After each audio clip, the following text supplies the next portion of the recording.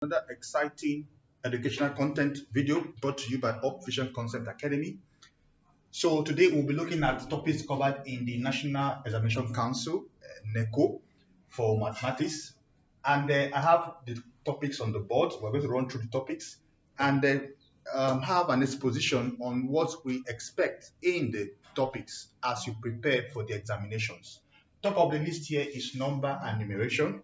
Number and numeration is actually the broadest topic in mathematics. For NECO, you have number basis. In number basis, you'll be looking at different kinds of number basis. You have the binary. Binary is base 2. You have the octal. I'm talking about the very popular ones. Octal is base 8. Denary or decimal is base 10. You have the hexadecimal and so on. But the objective for this topic is to know how to convert from one base system to another base system. The next one up is under number basis, number and numeration is basic operations. Okay, so while we are looking at this basis, you see how to do basic operations like addition, subtraction, division, and multiplication. These are the operations in mathematics, and you will see how you apply them in the binary system. Still under number and numeration, you have the concept of modular arithmetic. Modular arithmetic, under this topic, you will look at addition, subtraction, multiplication operations in modular arithmetic. Or we'll also see application to our daily lives. You see fractions, decimal, and approximations. You know fractions, how to manipulate fractions, where you have numbers in the form of two parts, and the numerator is the upper part, numerator, and the denominator is the lower part, denominator. So you can have any number like that. Fraction is just like a part of a whole, a part of a whole. So you look at fractions, you look at decimals, and then we'll also talk about approximations and significant figures, how to approximate numbers to the nearest number. For instance, if you have a decimal number like 2.5678, you can be told to approximate to the two decimal places, whereby these two are what you are considering. The next term before, after these two terms will be used to top up, to mark up the decimal numbers. So we'll look at many things under these topics. So still under number basis, we'll be looking at approximations and significant figures. Then we go on to laws of indices. Laws of indices under number basis. Laws of indices. So you have laws of indices. We need to be familiar with the laws of indices. Then numbers in standard form. You look at what they call standard form or the scientific notation.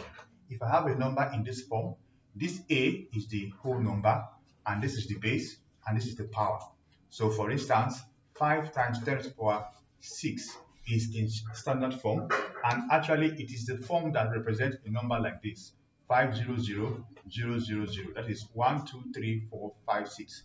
5 times 10 to the power 6 is this standard form. Of course, there are situations where the power is negative. So you have 5 times 10 to the power minus 6. That means you're having something like 0.000005. That's 1, 2, 3, 4, 5, and 6 years. So this is what this is representing, and this is what this is representing. So standard form is what you should also look at, how to do some operations with standard form.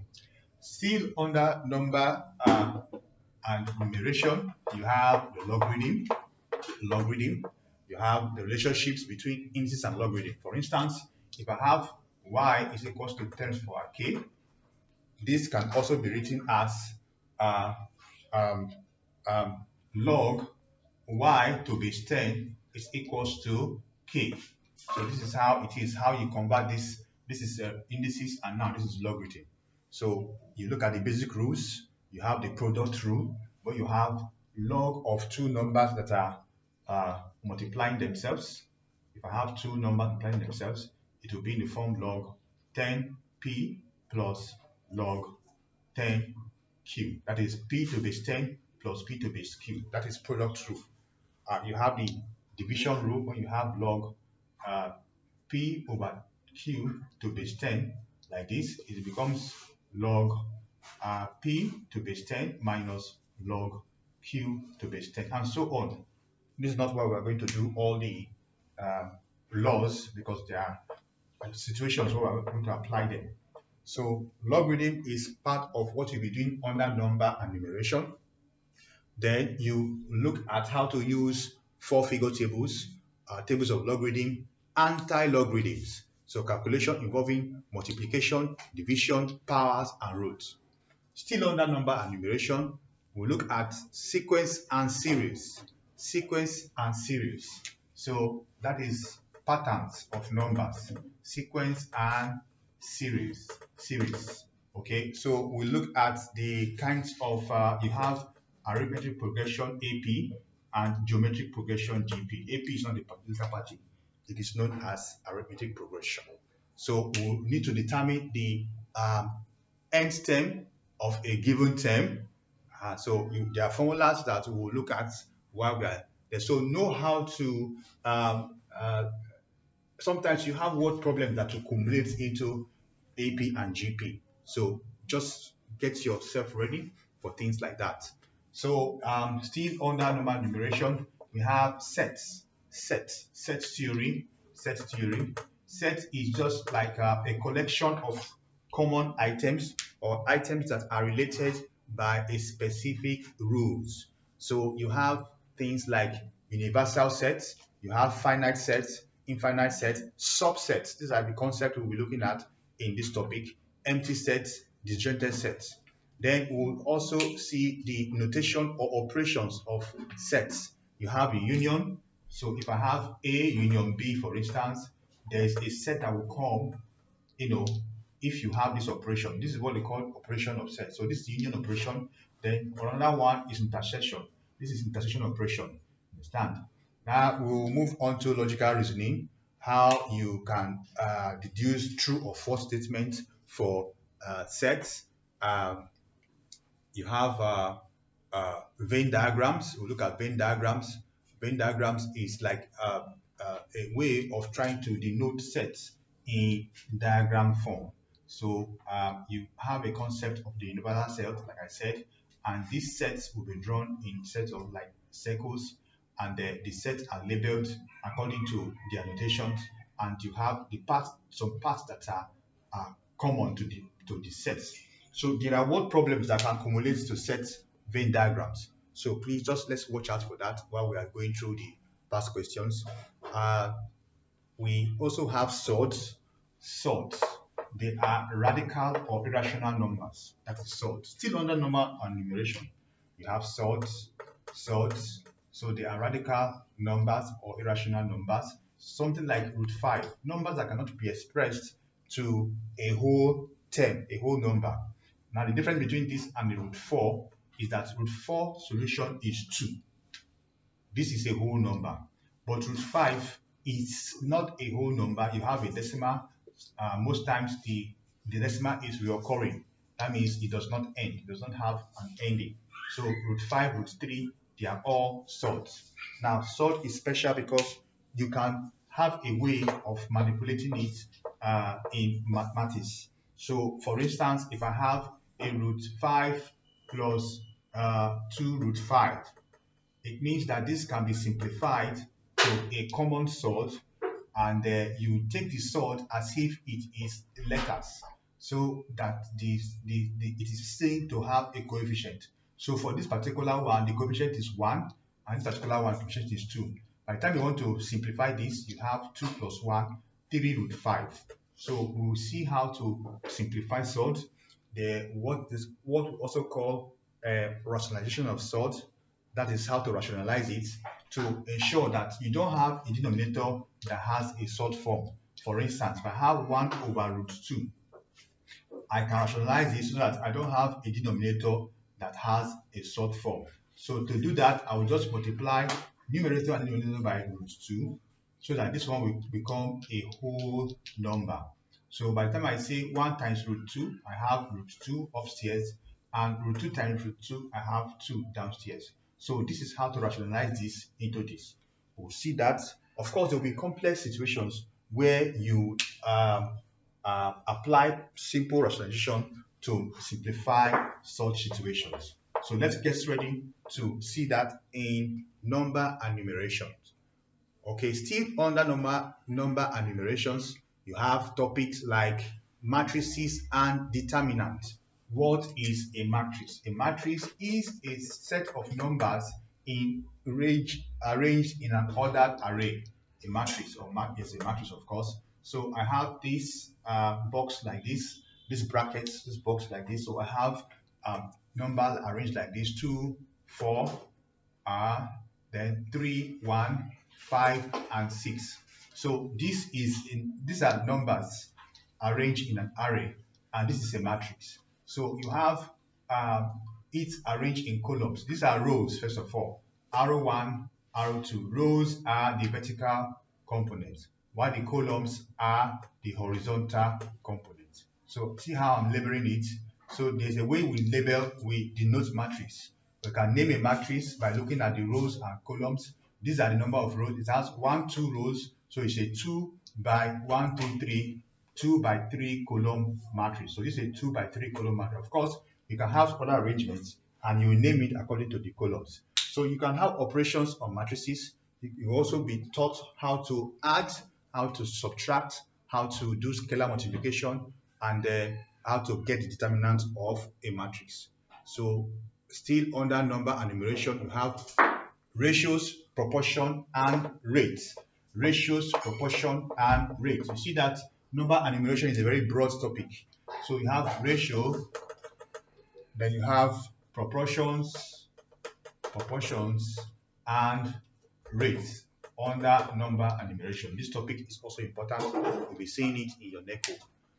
Financial partnership, rates of work, cost, tax, foreign exchange, density, mass, distance, time, and speed. These are things you'll be seeing in rates, ratios, and proportions under number and numeration. And of course, you have percentages, you have simple interest, you have commission, discount, depreciation, profit and loss, compound interest. Of course, there is financial, arithmetic. You see depreciation and amortization. You have annuities, capital markets, instrument, variation. Now, under variation, you have the direct variation, inverse variation, partial variation, and joint variation. So we'll see how we apply this in simple terms. So the next we have after number and numeration is the algebraic process. The algebraic process. So algebra is a part of mathematics that has to do with letters, manipulation of letters. So you have things like a plus b plus 2a plus 3b. So this is like an algebra. Why? Because I have letters and mathematical operations to write. So for algebra, basically, you need to identify the letters that are like, and collect them, and do the operation that is common to them, and also simplify. Things like, for this particular, what I have on the board, I have to collect the like terms. I have a here and 2a here. So a. So a plus 2a, then I say plus b, then plus 3b. So I can add this. I have a 3a. Add this. I have 4b. So this is a simplification of this. So under algebra, we'll be looking at things like this, expressions in letters. All you need to know in algebra is to ensure you know the signs, the coefficients of the terms. These are what we call terms. This is the term, the first term, second term, third term, and the fourth term. So these are terms. Now you notice I'm circling the signs alongside with the letters or the numbers. So every term has a coefficient, the letter, and the sign or the operation. Okay, so in algebra, you also know how to do evaluation. Sometimes they will say simplify, they will say evaluate, they will say compute, understand, make it simpler. So for whatever complex algebra you are given, the aim is to make it simple. If your final answer is as complex as the question, then you have not simplified it. So that's how you should uh, understand algebra. Also, the concept of expansion. Expansion. We know that the multiplication is distributive. So distributive, I will explain distributivity of multiplication. If I have 3 into 2a plus b plus 4a into a plus b, for instance, expansion means that I take this thing outside here and multiply by this first term. Again, I take this one and multiply by the second term. So this is what we call distribution. That the term outside is distributive over the term inside. And the distributivity you're talking about is because of the multiplication we have here. So multiplication is distributive. That is what it means. It's distributive and associative. I'll be mentioning all this while we are doing some questions. So expansion. So if I want to quickly expand this is 3 times 2a, that is 6a, plus 3 times b is 3b, plus. Now note that the distributivity also has to do with the sign in front of it. So note the signs that are, that is following the terms. You understand? So I just change this one now. For instance, if you have a minus here, you see that this one will now be 4a squared, and this one will now be minus 4ab. You understand? So this and this is minus. So note how these things work. So you have factorization as well, factorization by grouping. So that will also be seen under algebraic expressions and processes. Under algebraic expressions and processes, you have linear equations. A linear equation is an expression where the highest power of the variable is 1. For instance, is an equation. So if I have 2x plus 4 is equals to 11. So this is a linear equation. Why? Because the highest power of the variable is 1. The power of the variable x is 1. There's no other variable here. The highest power of the variable is 1. That is a linear equation. And our task is to find the value of x that makes this expression true. Our task is to find the value of x that makes this expression true. So that if I find x, that x, if I put it in this side of the equation, is going to give me this same thing. That is what will make the equation true. So that you will see that, of course, what I have on the board is the simplest form of linear equation. You have complex forms, there are fractional cases, there are cases that have to do with a daisy chain, many terms involved. So you need to know how to break it down. Still under algebraic process, you have simultaneous equation. At this point, you are going to be solving 2 equations at the same time. So if I have an example, 2x plus 4y is equals to 11, and I have again 4x plus 6y is equals to minus 17. These are 2 equations that can be solved simultaneously, meaning that you are going to get the value of x and the value of y that will make this equation true. So you know how to solve it both by elimination method and substitution method. Also, there's also graphical method of solving simultaneous equation. But then, whatever method you are choosing, make sure you are very good at it. Under algebraic process, we have drawing tangent to curves to determine the gradient of a given point. Then you have this concept of change of subject formula, how to change subject formula. Okay, so if you have an equation like this, y is equals to mx plus c, y is subject of the formula. Now, I can come and make a subject formula in another arrangement. How do we do that? So you will also be taught how to do it. You will see it in your exams. This is the next one. We have quadratic equation. A quadratic equation is an equation in which the highest power of the variable is 2. For instance, if I have y is equals to ax squared plus bx plus c. So this is a quadratic equation because the highest power of the variable is 2. There are 2 variables here. This is x and x. This one and the power here is 1. This one the power is 2. So the highest power of the variable x is 2 for this equation. That is why we call it a quadratic equation. you have linear and graphical interpretations. You have for the linear equation, the graph goes like this. It's y-axis, x-axis. So it's linear. It's changing as if x is changing, y is changing. For quadratic equation, the graph goes like this. So it's parabolic. So you know that, you will see that in your NECO exams. Okay. Then still under algebraic process, you will talk about linear inequalities. Linear inequalities. You will see that in your exams. Know how to cover that. Linear inequalities. Inequalities. So it is actually inequalities. Actually, this sign either greater than or less than, equal to. So you have two expressions on both sides of this sign, and this sign. So this is greater than or equal to, and this is less than. Know how it is done. How it is done. Most of the time, if you know how you solve your linear equation, you should be able to do linear inequalities. Okay, and also know how to draw the graphical solutions. Okay, so algebraic fraction is still under algebraic process. You will see that you will see monomer denominators and polynomial denominators. Now the next one is mensuration. Mensuration has to do with the measurement of shapes, lengths, parameters. You use Pythagoras theorem to actually determine the the side of a rectangle triangle. So this is a rectangle triangle. So this is a Pythagorean theorem. You have A side B, and side C. Relationship is C squared is equal to A squared plus B squared.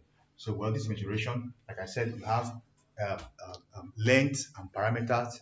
Then you can look at circles, length of circles. Length of circle is actually the circumference. Know all these terms. Know their formulas as well. The circumference of a circle is 2 pi r. The area of a circle is pi r squared. Know the area of a cylinder. The volume of a cylinder. Surface area of a cylinder. You know the area of a sector, of a segment. These are segments. This is a chord in a circle. I'm shading the part of the chord. This is center with radar, arrow. Understand? This is theta. Length of chord is from here to here. Length of arc, sorry. So length of arc is given as theta over 360 times 2 pi r. You can determine length of arc. Know all these shapes, different shapes. You know the 3D shapes under mensuration. You know that of a cone. This is a cylinder. The cylinder like this. This one is a cone. And a cone. Okay. Of course, if you cut off this cone, you have a frustum. Frustum is your bucket that you're using taking your bath. This is a frustum. Area of volume of a frustum. You know that, and you know how to calculate it. Okay, for your exams. Then you see things like volumes that's of cubes, yes, of cuboids, of and so on. Okay, similar volumes. Now the next one is plane geometry. Plane geometry talks about angles. Angles at a point are to 360 degrees. Adjacent angles on a straight line are supplementary. Vertically opposite angles are equal. These are the things you should be knowing. You should know them. You should know alternate angles are equal. Corresponding angles are equal. Interior opposite angles are supplementary. These are things that you should know. Triangles and polygons under mensuration. Plane geometry. Triangles and polygons. Polygons are n-sided shape. You know that triangle is only 3 sides.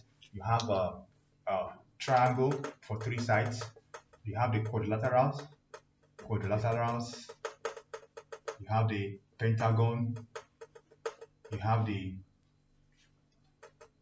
hexagon. You have the heptagon. You have the octagon.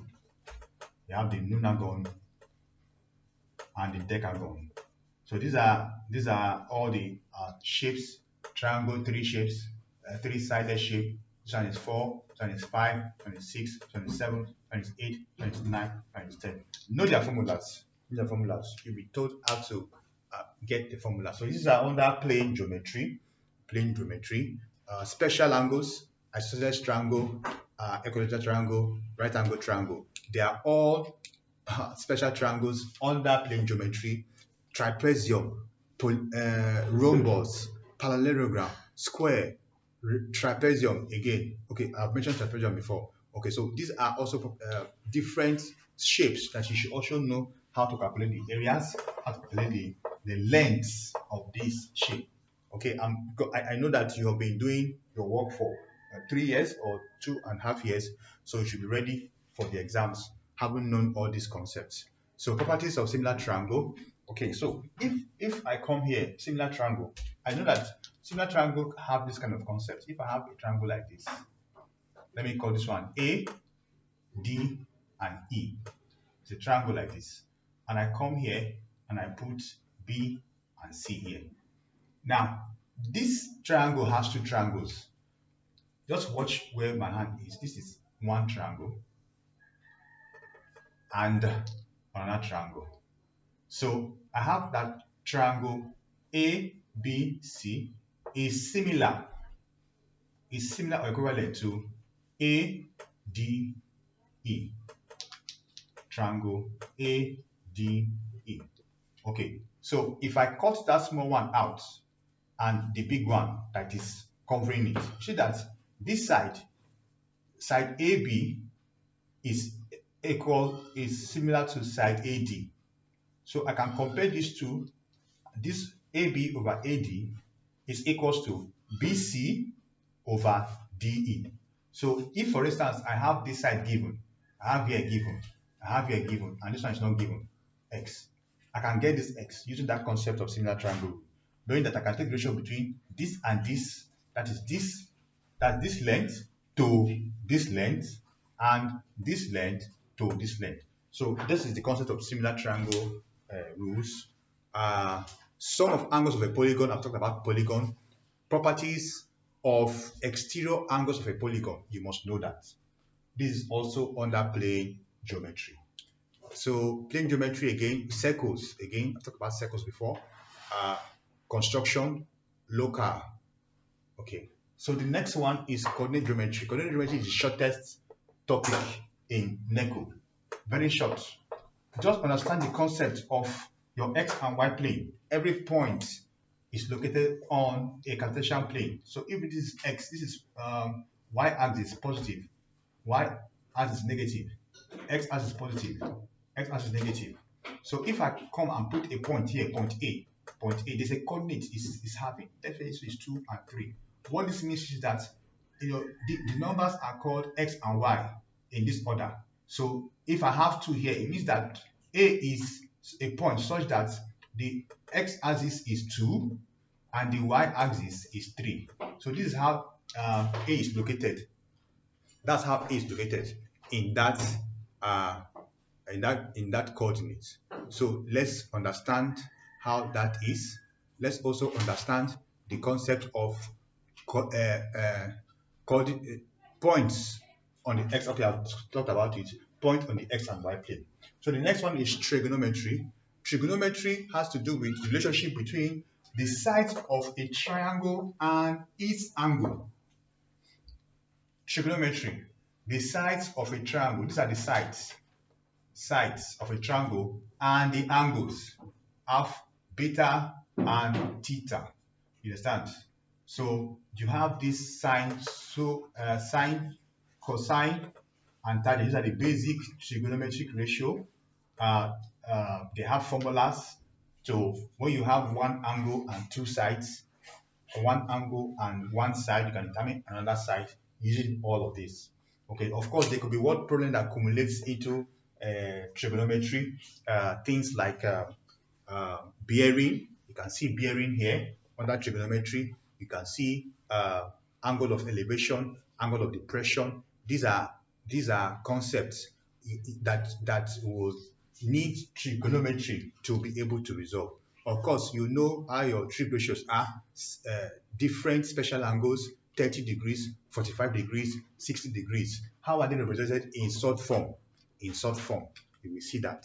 Okay, after trigonometry, we have introductory calculus. Here you look at differentiation of algebraic fractions. Differentiation of algebraic fractions. So under introduction to calculus, we have differentiation and integration. So you'll be introduced to that. You should know how to solve them. You will see that in your exams. Okay. Then we'll move on to statistics and probability. Under statistics, you will see frequency distribution. You will see pie chart. You will see bar chart. You will see histogram. You will see frequency polygon. Then you also come to measures of central tendencies like mean. You have been doing this mean average since from primary school. Mean, median center number, the mode from common entrance. You've been doing this one. Mode for both discrete and group data. So you know what a discrete data is and what group data is. So discrete data is just data that are just singular, one. The group data is when you have a class mark and what have you. Then you have a cumulative frequency. Under these statistics, you see cumulative frequency, the OGIF, that's what it's called, the OGIF. Okay, so finally, under statistics, you see measures of dispersion, where you have range, semi-interquartile, interquartile range, variation, mean deviation, and standard deviation. These are not difficult concepts. If you just put practice to it, you will know it. You will know it. Sometimes, because for statistics, it's always predictable. You know what to do. It's not as if there's a word problem that will now be racking your brain to know what to do. Once you are given data, they will say find me. Just go straight. If I were to answer questions in NECO, I will go for statistics because everything is step by step. Just go step by step. Okay. So apart from statistics, you also have probability. Probability, you have experimental and theoretical probability. You see addition of probabilities for mutually exclusive events. So these terms, note them. If you see them in your question, mutually exclusive event, what are they? Mutually exclusive event. They say where this one is being solved. So please stay tuned. Even while we do these classes, you'll be able to know as we continue. Mutually exclusive events and independent events. Okay. Then finally, number 9, you have vectors and transformation. So in this topic, you will see vectors in the plane, vectors as a directed line segment, Cartesian component of vector, the magnitude of vector, the equal vectors, addition of vectors, subtraction of vectors. You will see the transformation in the Cartesian plane, reflection of point, yes, and shapes in Cartesian plane. Then you see things like rotation of point and shape in the Cartesian planes. And finally, you have enlargement. So these are what you should be expecting in NECO. It's not so difficult. If you put your heart to it, you'll be able to know it. And finally, before I sign off in this video, you see that you should be familiar with units. Please, familiar with units. You see all those things that you learned in your primary school. 10 millimeter make 1 centimeter. 10 centimeter make 1 decimeter. 10 decimeter make 1 meter. It is very, very important to know how to convert from one unit to another unit. So you know that 100 millimeter, 1000, makes 100 centimeter. You understand? And 100 centimeter will make 1 meter. Please know this thing very well. Know it very well. Know your areas. Know your square meters. And don't forget to put your units. Especially when you are doing theory. When you say calculate area, when you finish, put your units. If it is in meters, length and breadth is meters. Your final answer, if it is area, is meter square. If it is volume, final answer is meter cube. Note the unit you are working with. If one part of the unit is not given as SI, convert it. These are where you make mistakes. In fact, we're going to be walking through how these things are being resolved. So we're going to stop here and we're going to go into the next video where we'll be seeing how all these are applied.